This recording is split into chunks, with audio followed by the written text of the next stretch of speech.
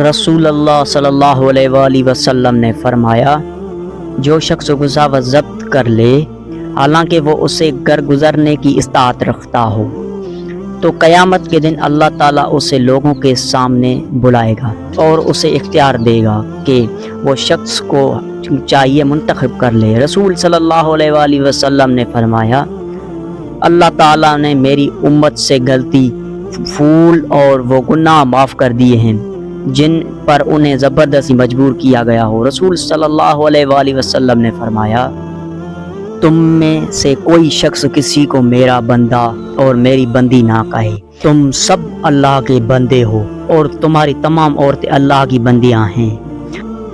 البتہ یوں کہہ سکتا ہے، میرا لڑکا میری لڑکی، میرا جوان خادم میری خادمہ۔ رسول صلی اللہ علیہ وآلہ وسلم نے فرمایا، ساری امت جنت میں جائے گی سوائے ان کے جنہوں نے انکار کیا۔ صحابہ نے عرض کیا، رسول اللہ انکار کون کرے گا؟ آپ صلی اللہ علیہ وآلہ وسلم نے فرمایا، جو میری اطاعت کرے گا وہ جنت میں داخل ہوگا اور جو میری نافرمانی کرے گا اس سے انکار کیا۔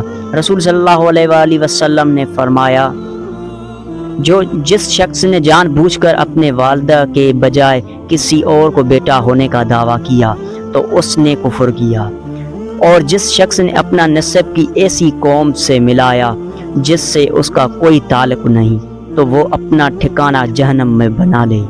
رسول صلی اللہ علیہ وآلہ وسلم نے فرمایا، لوگوں میں اللہ تعالیٰ سب سے زیادہ قریب وہ شخص ہے جو سلام کرنے میں پہل کرے۔